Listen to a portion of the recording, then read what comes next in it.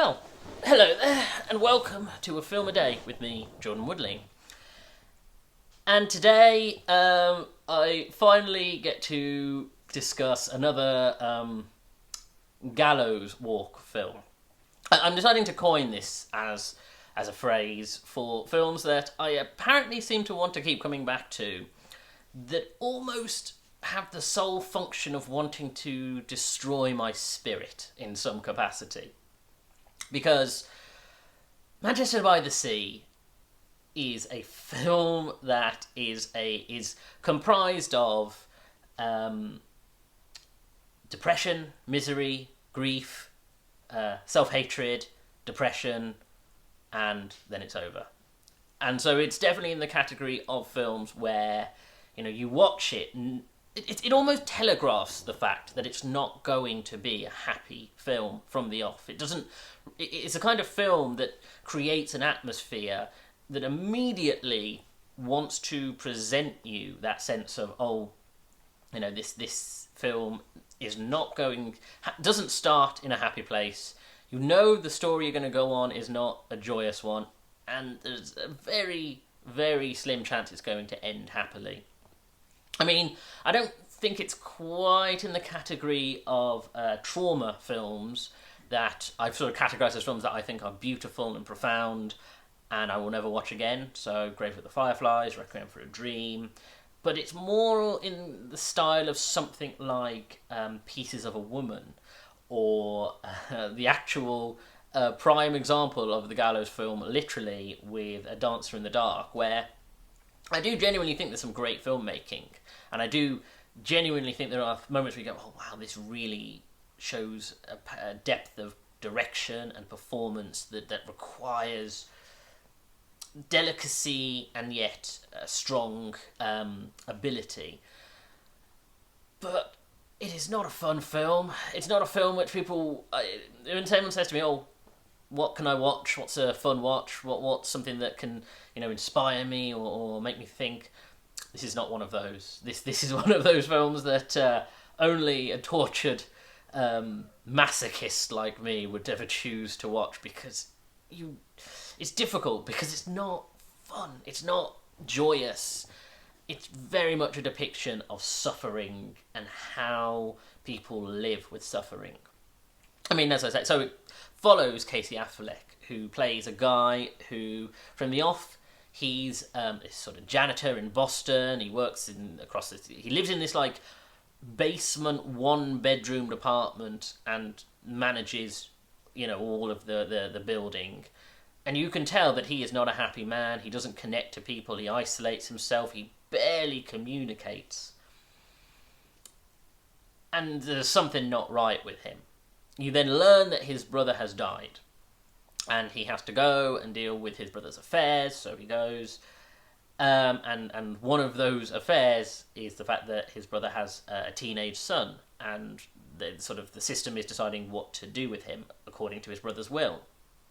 And as it transpires, his brother set into motion that our lead would take care... our lead Lee, is Casey Affleck's character's name, would take care of the nephew Patrick. And so he goes to Manchester by the Sea, which is his town, and he's dealing with the nephew, and the nephew is such a... it's one of those characters who you think, this is a... There aren't very many realistic portrayals of teenagers. Teenagers are either very...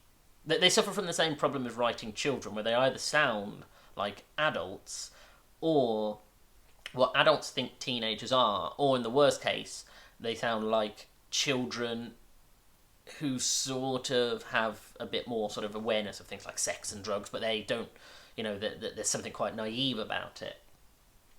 But in this case, it shows a really quite realistic portrayal of a teenager, which is this insufferable asshole who you just want to hit very hard.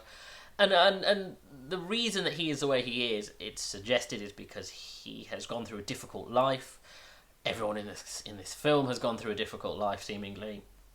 And of course, his dad, having just died, it depicts him struggling with that. And initially you're thinking he's well adjusted. He's got not one but two girlfriends. He's in a band. He plays hockey, I want to say, and he's constantly busying himself. And then you realise, oh, that's of course a sign of someone who is trying to suppress isolation and trauma because he's not processing his own father's death. Anyway, so Casey Affleck is sort of is given guardianship of this boy and is being in this town, and it is very clear he does not want to be there and he does not want to be the guardian. And it turns out, okay, I'm not going to spoil this. I've spent some time considering whether I was going to just dive in and say what the core of this is, but I'm not going to.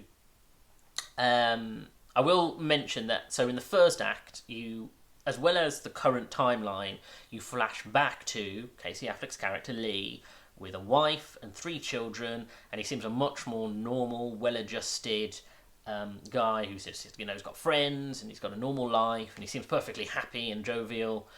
And so something is going to happen in that timeline that leads to the character that we see in the film. And what it is it's one of those situations where sometimes in a film you can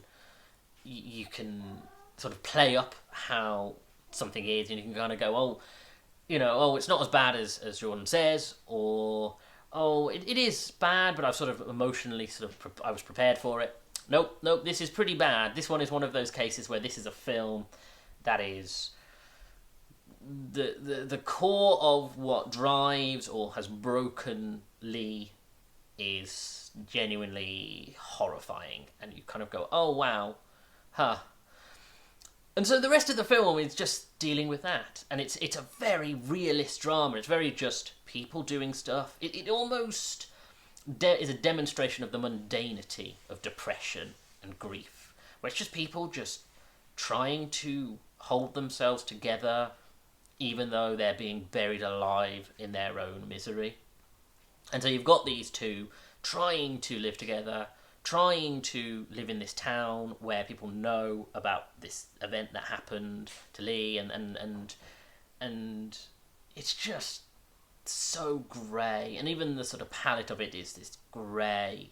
And the only moments of joy you have are moments that the flashbacks, and even going further back, where you see Lee and his brother Joe and his son Patrick as a young child, as they're on a boat, and the boat symbolises sort of this time of happiness, but it's fleeting. And yeah, it's pretty grim. It often with a plot like this, you think, okay, you have a broken character, and his arc is to reconnect with the world through a relationship that has been forced upon him. And in this case, you think, well, they've set that up, the pieces are lined up. However, knowing what the event that happened to him, and also looking at how they are as characters, you know that the film will not fix that. It's not a film where you go, there was some kind of equilibrium or stability will be found. It's more a case of, how bad will this get, and what are the consequences?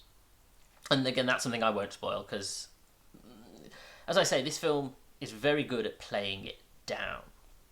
And you've got Michelle Williams as Lee's wife in the flashbacks, and ex-wife in current day. And again, she has a really interesting dynamic with her in both timelines. She doesn't play a huge role, but enough that it's important to mention. And again, the 3 performances, as I say, I give Patrick, the character, the teenager, a bit of a kicking, but he's really well played by Luke Hodgins, who plays this Hodges, who plays this this struggling teenager. And again, all 3 of them do the internalization thing. Now, often I don't like that. I've mentioned in previous videos, I struggle with a character who internalizes everything. But what you come to realise specifically with Casey Affleck's character is not that he's internalizing things and he's sort of processing it in his mind, and it's very much we have to study him with great detail. It's, this is a person who is dead inside. Truly, there is nothing there. It's like a shadow of a person. And actually I prefer that, because it's a different dynamic, and the way people have to sort of deal with him and the way he is not something I've seen very often before. If you do want to sort of watch a film about the grief and the way people process it, I do think Pieces of a Woman is a better film and less horrifying. But this is a good film and has got good performances. It's just not fun. Anyway, thank you for joining me. If you like this video, hit the like button, comment below, and share the video, because that's all helped me in the algorithm. Subscribe to the channel and hit that little bell to get notifications of when new videos are uploaded. I have 150 videos in the back catalogue, so do check some of those out, and follow me on Twitter at Jordan_Woodley, where I'm always tweeting about movies and TV shows, and I share these videos once they're uploaded to YouTube. Thank you for joining me. Take care.